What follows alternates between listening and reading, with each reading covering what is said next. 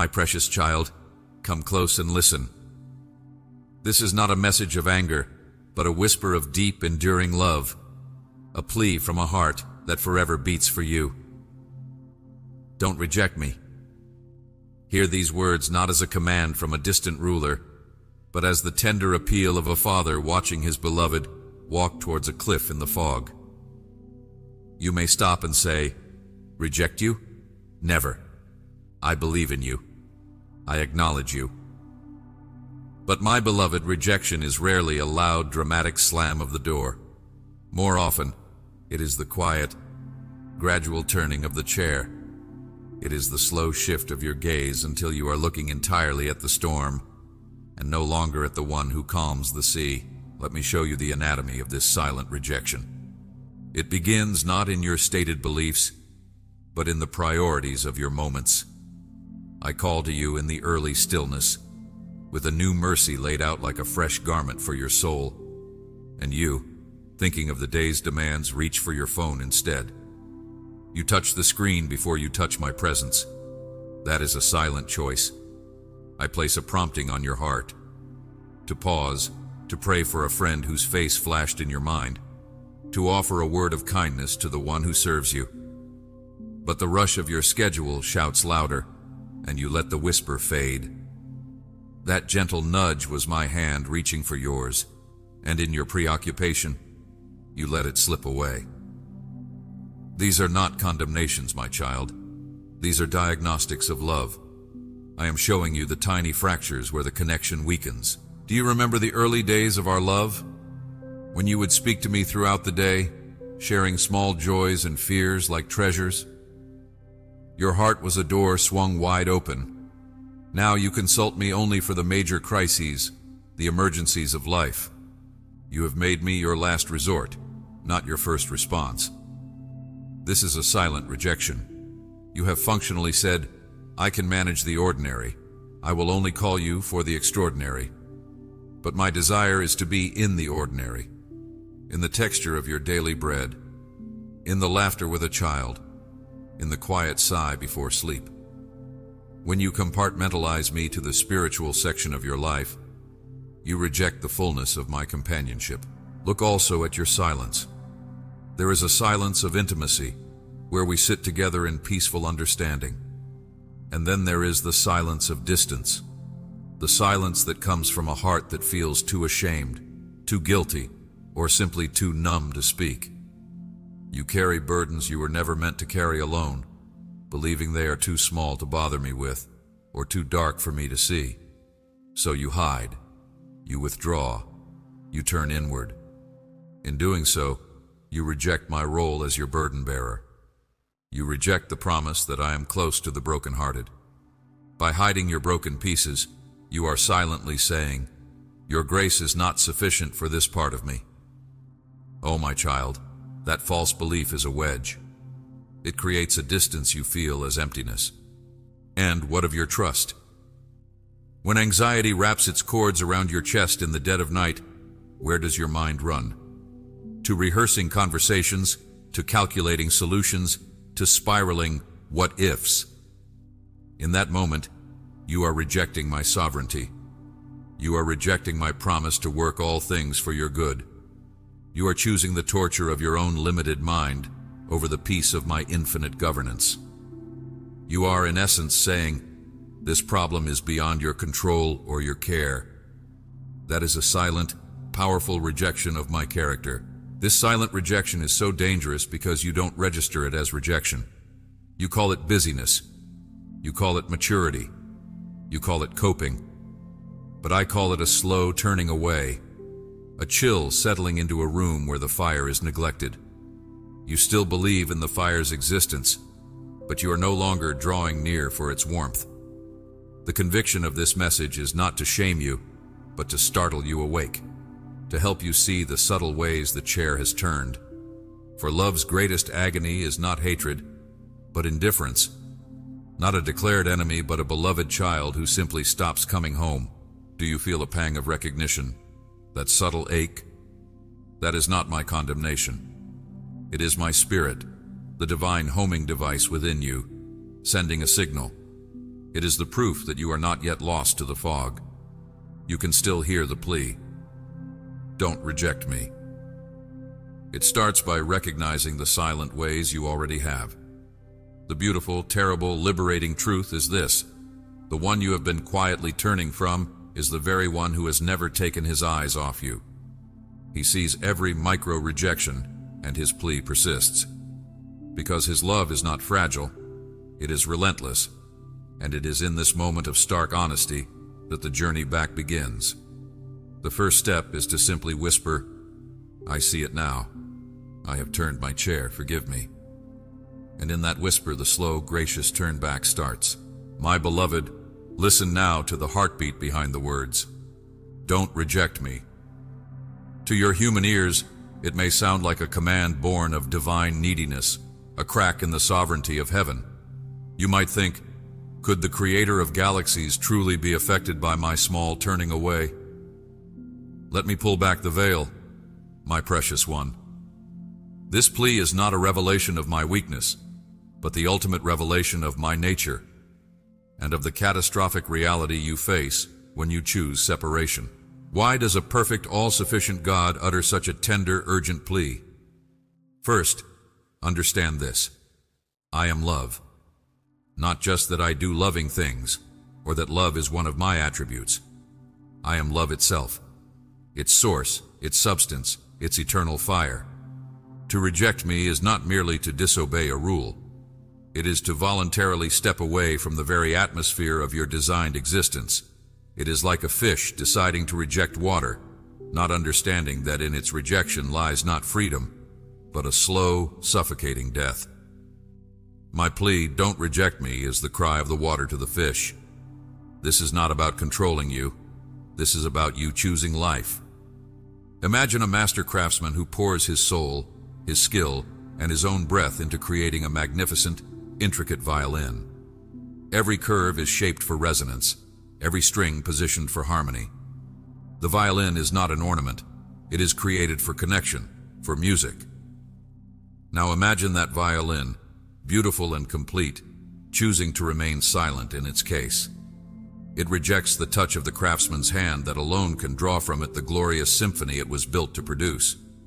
The craftsman's plea is not, "You owe me." It is, "Don't deny your own purpose. Don't choose the silence of the case when I crafted you for the song of the concert hall." When I say, "Don't reject me," I am saying, "Don't reject the purpose for which I formed you. Don't choose the hollow silence of a self-directed life when I crafted you for the profound music of communion." There is another dimension, my child, that may startle you. Your rejection causes you unimaginable harm, but in the mystery of our bonded relationship, it also wounds my heart. Do you think the divine is impervious to feeling? I have stamped my own image upon you, the capacity for love, for relationship, for joy, for grief. When you, the pinnacle of my creation, the one I died to redeem, turn your back, it is not a neutral administrative event. The prophet Isaiah expressed it from my perspective. I have nourished and brought up children, and they have rebelled against me. There is a divine pathos, a holy sorrow. When you wander, I am the father in the parable, watching the horizon daily, my heart aching for the silhouette of your return. My plea comes from that ache. It is the vulnerability of perfect love, which always risks rejection because it never forces compliance. Furthermore, I see what you cannot.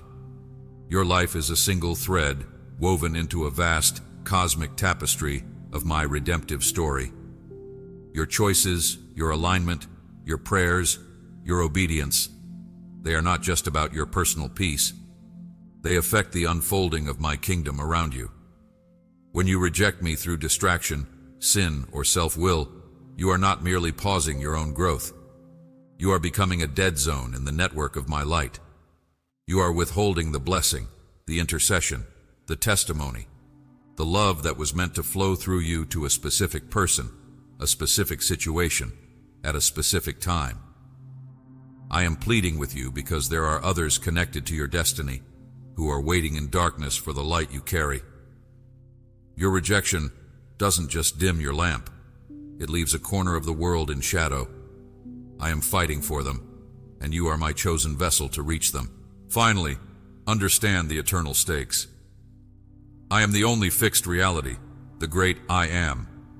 Everything else, success, reputation, money, even human love, is shifting sand. To build your life, your identity, your security on anything but me is to build on a fault line. My plea, don't reject me, is the urgent warning from the architect to the builder. Don't build on that ground. The storm is coming, and only the foundation on this rock will stand. I am not threatening you. I am trying to save you from the inevitable, crushing collapse of all other foundations. Your soul is eternal. The choices you make here resonate forever.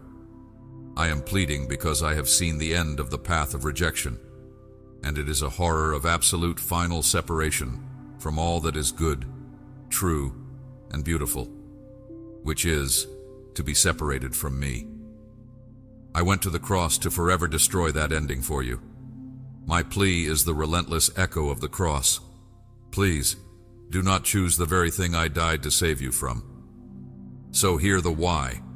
Hear it in its full multi-layered depth. It is the cry of your Creator for your life. It is the ache of your Father for your presence. It is the strategy of your King for the battle. It is the warning of your Savior for your eternity. Don't reject me is the most loving sentence in the universe. It is the banner over you that reads, you are too loved to be lost.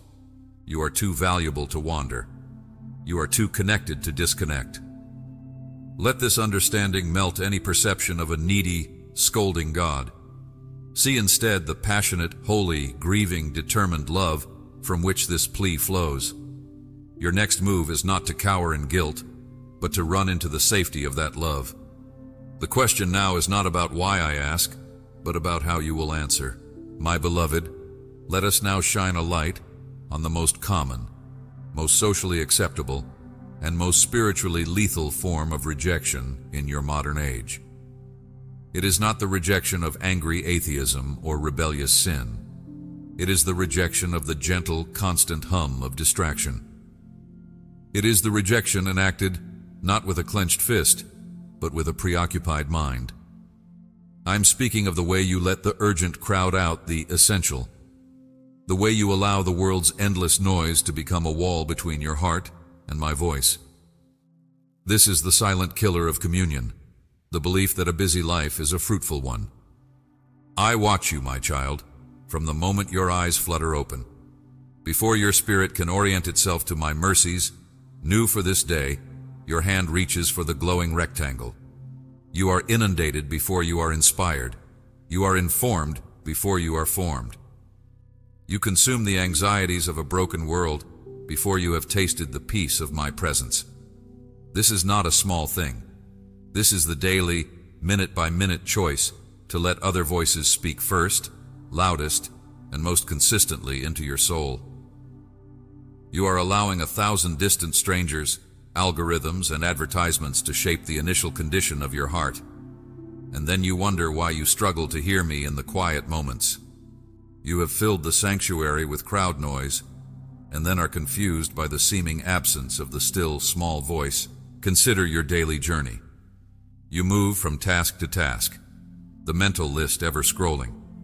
You are physically present but spiritually fragmented. Your mind is in the meeting while your body is at home. Your worry is on tomorrow while your duty is for today. This state of chronic distraction is a form of practical atheism. You are living as if you are alone in the universe, as if the weight of outcomes rests solely on your shoulders and the swiftness of your actions. You have functionally rejected my yoke, which is easy, which is light, and have instead taken upon yourself the unbearable yoke of self-sufficiency. Your busyness is often a disguise for this deep-seated belief. It all depends on me. And in that belief, you politely, efficiently reject my offer to carry it for you and with you. Let's speak of your free time, the spaces you guard for rest. Even there, the distraction follows. You numb your mind with endless scrolling, with binge watching, with a consumption of content that leaves your spirit malnourished. You are afraid of silence because in the silence, you might have to confront the emptiness, the anxieties, the unresolved questions. So you fill every gap with digital sound and visual stimulus. In doing this, you reject my invitation to be still and know that I am God. You reject the very stillness where knowing occurs. You are like a jar of muddy water, constantly shaken.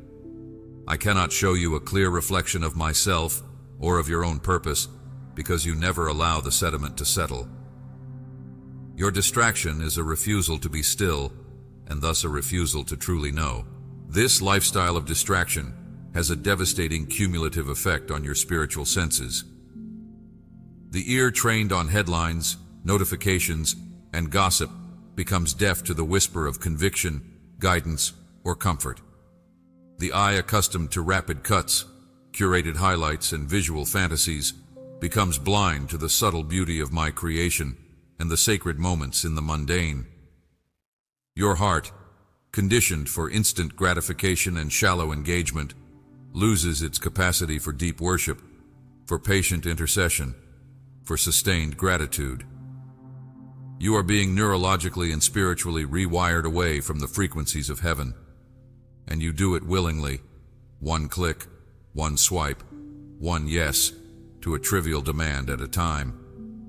Do not mistake activity for productivity or noise for presence. I called Martha to account not for her service, but for allowing her many tasks to distract her from the one thing needed, sitting at my feet. Her service was born of frustration and anxiety, not rooted in communion. That is the hallmark of rejection through distraction. It replaces the rooted, flowing life of the vine with the frantic, brittle striving of the disconnected branch. You burn out not because you do too much for me, but because you try to do too much apart from me. You have rejected the sap of my spirit in favor of your own stored-up energy, which is swiftly depleted. The antidote is not a condemnation of technology or responsibility. It is a conscious, deliberate cultivation of focus. It is the intentional act of setting your face like flint toward me. It begins with a ruthless prioritization, a decision that the first moments of your day are a sacred trust given to me. It continues with the discipline of single tasking with me, bringing me into the meeting, into the laundry, into the commute, inviting my presence into the mundane until it becomes sacred. It involves creating distraction-free zones, not just physical but mental, where you silence the inner list maker and simply abide. This is the battle for your attention, and your attention is the seat of your affection. Where your attention goes, your heart follows. I am pleading with you today, don't reject me by giving the best of your attention to everything else. Do not let the temporary and trivial kidnap the gaze meant for the eternal and essential. I am here. I am speaking. But my voice is a gentle pressure on a heart tuned to stillness. You must turn down the world's volume to hear it. Begin now. Before this message ends, make a choice. Put down the other device. Close the other tabs. In the next 5 minutes of silence, offer me the thing you have withheld, your undivided attention. Simply say, "Here I am. I am listening." In that act, you reverse the rejection. You turn your chair back toward the fire, and you will find, perhaps for the first time in a long time, that the quiet is not empty.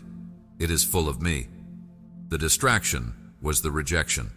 The focus is your return. My precious child, we must now speak of a rejection so subtle, so justifiable in human eyes, and yet so utterly devastating to our connection. It is the rejection enacted not with a shout, but with a tightened fist around a memory.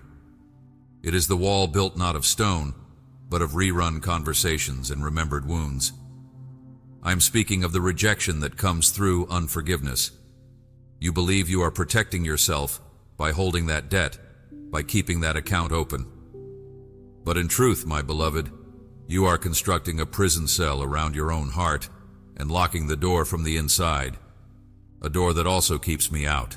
Understand this spiritual law with crystal clarity. The flow of my grace through you is directly linked to your willingness to release grace to others. When you choose to hold a grudge, to nurture bitterness, to replay the tape of your injury, you are doing far more than managing a memory. You are actively engaging in a spiritual transaction of rejection. You are rejecting the very core of the gospel you claim. I forgave you a debt of cosmic proportions, 10,000 talents, while you were yet my enemy. When you refuse to forgive your brother 100 denarii, a comparatively minuscule offense, you are, in that moment, functionally rejecting the worth of my sacrifice for you. You are saying, the cross was sufficient for my sin, but it is not sufficient to cover what they did to me. Justice for my wound requires my ongoing bitterness. This is a profound, heartbreaking rejection of my atonement. Look at the wall you build, brick by bitter brick. The first brick is self-righteousness. I am the wronged one. I have the right to my anger. The next is isolation. No one understands my pain. Then comes identity. I am now the one who was hurt by X. This wall does not keep the other person out. They have likely moved on. This wall keeps you in. And listen carefully, it keeps me out. My presence is the presence of perfect love, and perfect love casts out fear, resentment, and the need for punitive justice. When you invite the spirit of unforgiveness to dwell in your heart, you are creating an environment hostile to my indwelling spirit. We cannot coexist in the same space. The bitter water and the sweet cannot flow from the same spring. Your unforgiveness is a sign on the door of your heart that reads to me, no admittance. Justice is still being served here. Do you feel the physical and spiritual weight of it? The tightness in your chest when their name is mentioned? The fatigue that comes from the mental energy of maintaining that grudge? That is not strength, my child. That is the symptom of a soul under self-imposed siege. You have handed the key to your inner peace over to the person who hurt you, granting them power over your emotions, your thoughts, and your connection with me, long after the event has passed. In your quest for a justice you cannot administer, you have rejected my peace, which I freely offer. You have chosen the poison of bitterness, hoping the other person will die from it. While you are the one drinking it daily, you argue, but what they did was evil. They don't deserve forgiveness. You are correct. They do not deserve it. Neither did you. Forgiveness is never about the worthiness of the offender. It is about the nature of the forgiver. It is a sovereign act of liberation, where you sever the chain that binds you to them and to the past. By refusing to forgive, you are not holding them accountable. You are holding yourself captive. You are rejecting the pathway to your own freedom because it feels like letting them off the hook. But the hook is in your jaw, my beloved. Forgiveness is how you let yourself off the hook of their continued influence over your life. This is why my word is so uncompromising. If you do not forgive others their trespasses, neither will your Father forgive your trespasses. This is not me being petty or transactional. This is a statement of spiritual reality. A heart hardened in unforgiveness is a heart incapable of receiving forgiveness because it has declared a different operating system, one of merit and debt, not of grace and mercy. You have, by your own choice, stepped out of the economy of grace and back into the economy of law. And under that law, you will be condemned. Your unforgiveness is a vote of no confidence in my grace-based kingdom. Today, I am calling you to the bravest, most countercultural, most divine act you can perform, to tear down the wall. It starts not with a feeling, but with a decision, a transaction of the will. You bring that name, that memory, that searing pain to the foot of my cross. You look at the wounds in my hands and say, what they owe me, I place here. The right to repay, I relinquish here. The debt, I cancel here. You are not saying what they did was okay. You are saying, I will no longer be the debt collector. I transfer the account to you, God. You are the just judge. In that moment of release, you will hear a sound like cracking stone. It is the wall beginning to crumble. The fresh air of my spirit will rush into a chamber long kept stale with resentment. The light will hit corners darkened by years of brooding. You will have rejected the rejection. You will have opened a door you welded shut, and you will find me there, waiting in that cleared space, not with a lecture, but with a healing balm for the wound you've been protecting. I will pour in the oil and wine of my compassion, for you and miraculously, for the one who hurt you. This is the miracle. Forgiveness unlocks the door for my love to flow in, and then astonishingly, to flow out from you, even toward your enemy. This is how you overcome evil with good. This is how you stop rejecting me and start radiating me. The choice is before you. Hold the brick or let it fall.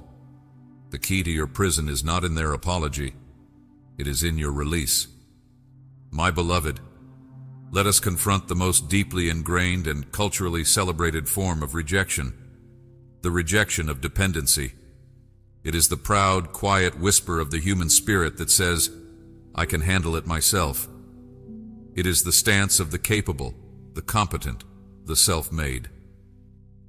It wears the mask of strength and responsibility. But in the economy of my kingdom, it is the very posture of rejection. It is the declaration of independence from the very source of your breath. When you say, I've got this, you are, in that moment, gently but firmly closing the door to my intervention, my guidance, and my fatherly provision. You are choosing the limits of your own understanding over the boundlessness of my wisdom. From your earliest steps, you were taught self-sufficiency, to tie your shoes, to solve your puzzles, to build your life. This is good for a child, but deadly for a saint. I did not save you to make you independently strong. I saved you to make you dependently mine. Your strength was always meant to be a received strength, a channeled strength, not a stored-up reservoir. When you face a crisis and your first instinct is to strategize, to network, to calculate, you have already functionally rejected me as your primary counselor. You have relegated me to a backup system, a spiritual emergency service, rather than the very air you breathe and the ground you walk on. This is not maturity, my child. This is the orphan spirit, dressed in the clothes of achievement. Consider your anxiety, that tightening in your chest, the racing thoughts at 3 a.m.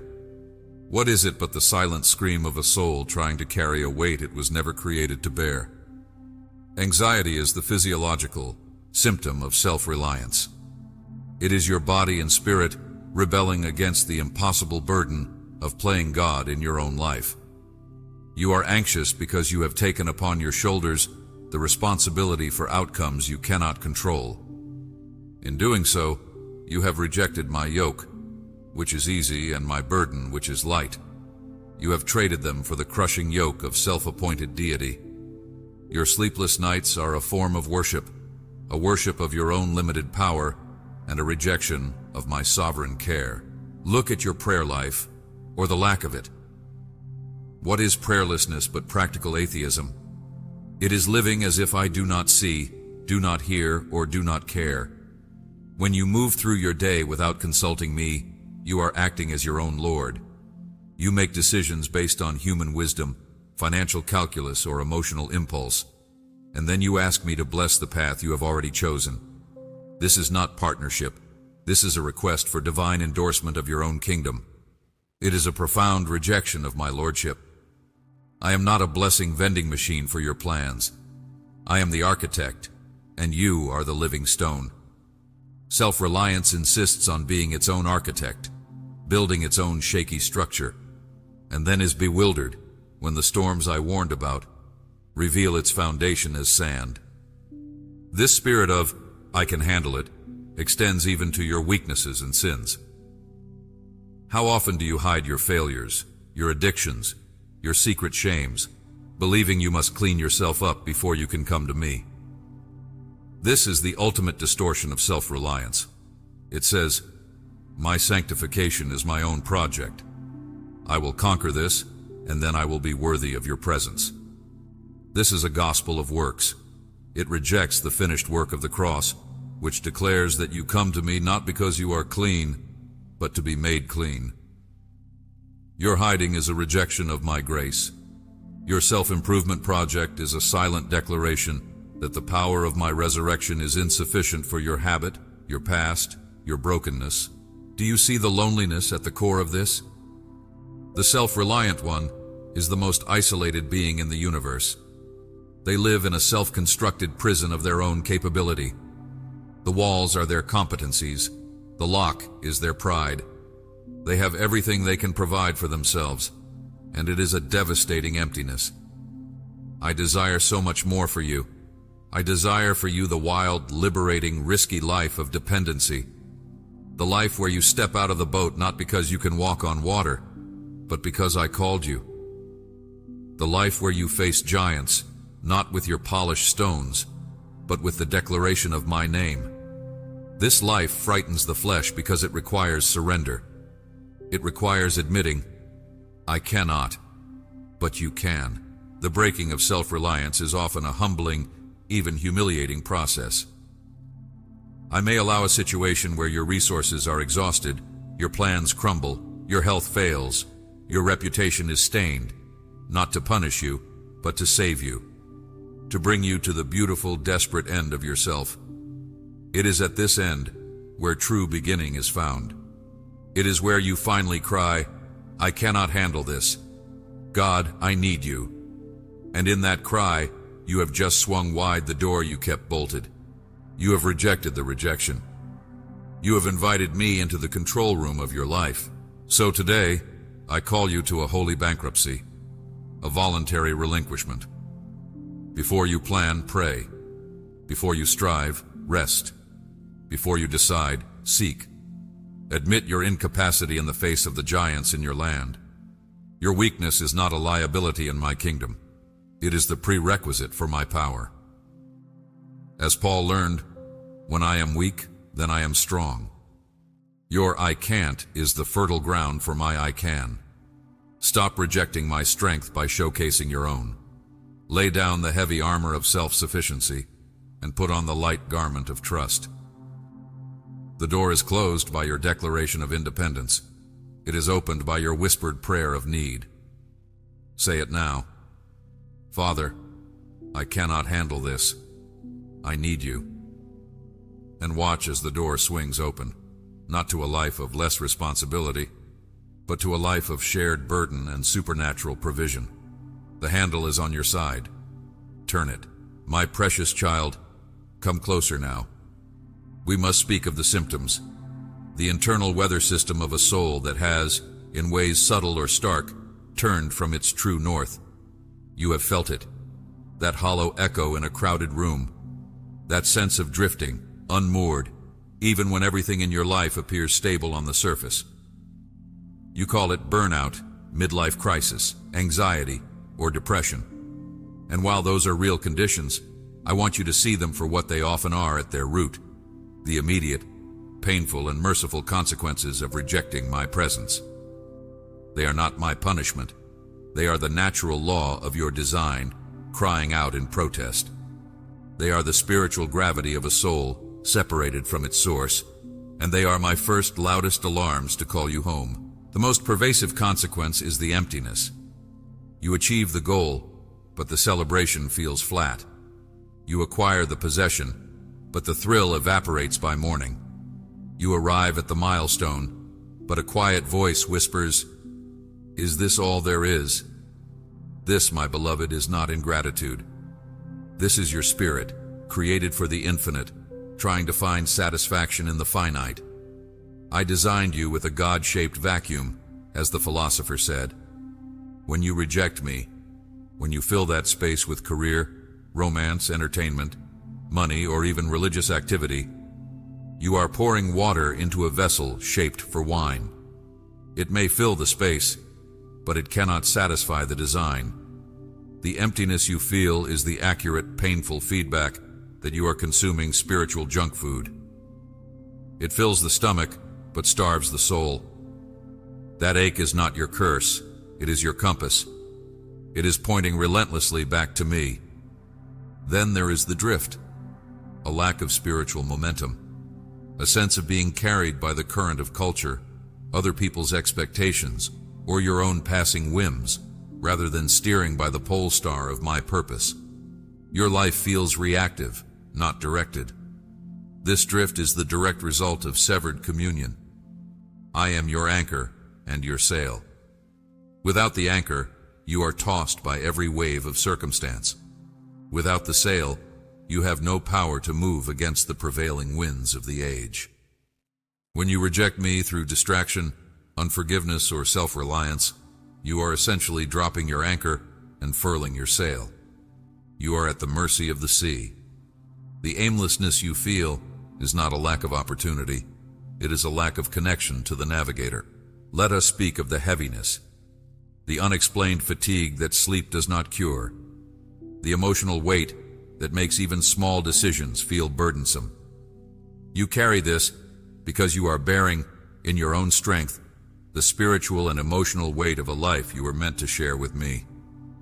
You are like a single electric circuit trying to power an entire city. You will blow a fuse. The weariness is your system overloading. My yoke is easy because I am in the yoke with you, bearing the weight. When you reject that partnership, you take the full load onto your own shoulders. The heaviness is the accurate measurement of the burden you were never meant to carry alone. It is not a sign of your weakness, but a sign of your lonely strength failing. Then, there is the sensitivity to noise and the fear of silence. The world feels too loud, too harsh. Criticism cuts deeper. Bad news spirals you into despair. Yet, in the same breath, you are terrified of true quiet. You fill your car, your home, your headphones with sound, because in the silence, the emptiness and the drift become deafeningly obvious. This hypersensitivity is the symptom of an unguarded soul. When you are connected to me, you are rooted in a love that casts out fear. You are sheltered in a fortress. You can hear the noise of the battle outside, but it does not shake the foundations within. But when you reject that shelter, you are standing exposed in the open field. Every arrow finds its mark. Your raw nerves are the consequence of living outside the walls of my presence. Do not overlook the cynicism and the loss of wonder, the jadedness that creeps in, the inability to see miracles in the mundane, the sunrise, a child's laugh, a sudden kindness. This is the spiritual sense going numb. Communion with me is a life of perpetual wonder, because you see my hand in everything. But rejection breeds a practical atheism that sees only cause and effect, only randomness, only human effort. The world becomes flat, two-dimensional, and devoid of magic, because the magician has been politely asked to leave. Your cynicism is the scar tissue over a heart that has stopped expecting me to move. These consequences, the emptiness, the drift, the heaviness, the noise, the cynicism, they are all mercies. They are the fire alarm, not the fire. They are the pain in a limb that has lost circulation, screaming for you to restore the flow. I allow you to feel these things not to drive you away in shame, but to drive you home in desperate longing. The prodigal son came to himself in the pigsty of his consequences. The emptiness of the husks made him remember the fullness of his father's house. Your discomfort is your invitation.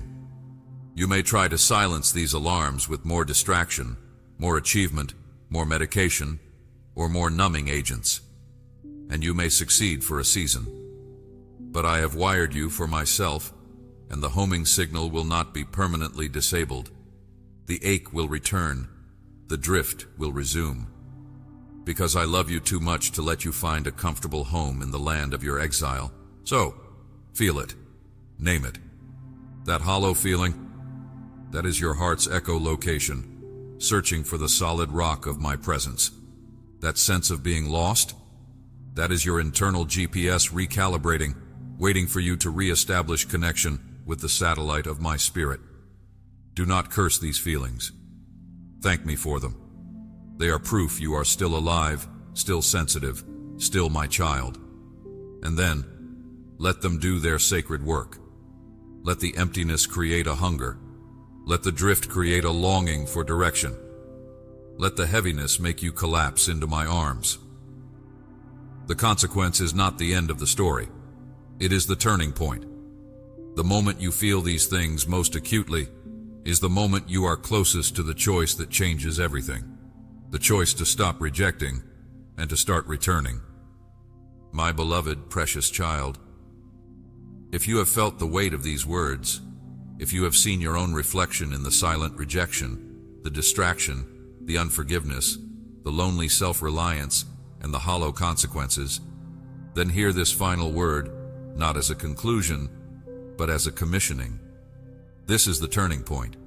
This is the moment where the diagnosis gives way to the prescription, where the revelation of the problem blossoms into the pathway of power. I am not showing you these things to leave you in guilt, but to guide you into glory. And this final step is not just about you and me in a private room. It is about you, me, and the family I am calling you into. The return is personal, but it is perfected in purposeful community. This is your invitation back, and it comes with a divine instruction. Do not walk this road alone. The first step back is always and only honesty. It begins in the quiet of your own spirit. No more pretense, no more spiritual performance. It is you, in the raw truth of your condition, turning your face from the empty idols and towards my light. It is the prodigal's rehearsed speech dying on his lips, replaced by the simple, shattered cry, "Father, I have sinned." You don't need eloquence, you need authenticity. Say it now, even in a whisper. God, I have turned away. In my busyness, in my bitterness, in my pride, I have rejected you. I see it now. Forgive me. That is the pivot. That is the turn. In that moment of raw, unfiltered honesty, the door you closed begins to tremble on its hinges. Then comes reception. You must move from confession to receiving. You have lived in a state of rejection. Now you must stand in a posture of reception. Open your hands. Let go of the heavy bricks of grudge, the fragile trophies of self-sufficiency. Hold out empty, upturned palms, and into them I pour my forgiveness. I pour my acceptance. I pour my restoring spirit. This is not something you earn by your emotional intensity or your promises to do better. This is a gift you receive by faith. Believe that when you turned, I was already running towards you. Believe that the robe, the ring, the feast, they are for you now. Receive your sonship. Receive your daughterhood. Stop trying to work your way back into the house when the door is wide open and my arms are waiting. But now, my child, we come to the critical, non-negotiable part of sustained return. Connection. You were never meant to live this restored life in isolation. The enemy's greatest trick is to make you believe your spiritual walk is a private affair. He isolates the wounded sheep before he attacks. My design is the flock, the body, the family. Your private Amen must now find its echo in a collective Amen. Your personal devotion must be fortified by corporate worship. Why? Because in the multitude of counselors, in the unity of the Spirit, in the bearing of one another's burdens, you find the strength to stay turned towards me. You need the brother who will ask you, "How is your heart?" You need the sister who will pray with you when the old distractions creep back. You need the spiritual fathers and mothers who can see the drift in your life before you feel it. This is why I am leading you now, in this very moment, to more than just a prayer. I'm leading you to a place, a spiritual home, a consistent, daily source of this very water and manna you have been starving for. My beloved family watching this, if this message has been your wake-up call, if you have felt the Holy Spirit speaking directly to your heart through these 7 points, then this is your divine moment to act on that conviction. Do not let this fade into just another video you watched. Let this be the line in the sand. This channel, this community, is that place of connection I am talking about. This is not just a content platform. This is a living, breathing extension of the body of Christ. Here we do this together. We break the chains of silent rejection together. We fight distraction together. We walk out forgiveness together. We learn dependency together. But to do this properly, to build this sanctuary of support, I need you to make a tangible choice. A choice that says, I am all in. I am not just observing, I am belonging. Here is your twofold invitation to turn your face and lock into your tribe. 1. Become a member of this channel. Click the join button below this video. For less than the cost of a coffee, you can plant your flag here and say, this is my spiritual family. This is where I get fed daily. Membership is not just a badge. It is your covenant with this community. It gives you access to exclusive, in-depth studies, live prayer sessions, and a private space where we can connect, share burdens, and pray for one another by name. It's where we move from monologue to dialogue. It's your front line against isolation. Don't just visit here. Live here. Grow here. Be known here. 2. Engage through super chats and super thanks. When the Holy Spirit moves you during our live streams, use the super chat feature. That financial seed is more than support. It is a spiritual declaration. It says, this message is changing lives, and I am partnering with it. It allows you to share your prayer requests publicly, so this entire family can agree with you in prayer.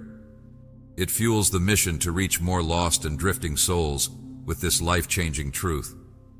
Your super chat is your shout of Amen that resources more miracles. Why am I being so direct about this? Because I love you too much to see you make a heartfelt decision and then leave you with no spiritual infrastructure to sustain it. The evil one will come immediately to snatch this word from your heart. He will tell you you're not worthy, that you can do it alone, that this is just emotionalism. You need a wall of fire around your new commitment, and that wall is called godly community. So, my precious one, this is your full circle moment. You turned away in silent, subtle ways. Now turn back in a loud, committed, connected way. Let your first act of renewed dependence be to depend on the family of God. Let your first act of breaking distraction be to focus your resources and attention on a source of life-giving truth. Click Join. Become a member. Plant your seed through a super chat. Step out of the shadows of Lone Ranger faith and into the powerful, protected, prophetic family that is waiting for you right here. Do it now. Don't let the moment pass.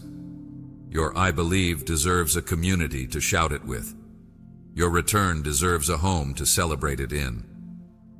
Welcome home, my beloved. We are waiting for you. The feast is prepared. Come to the table.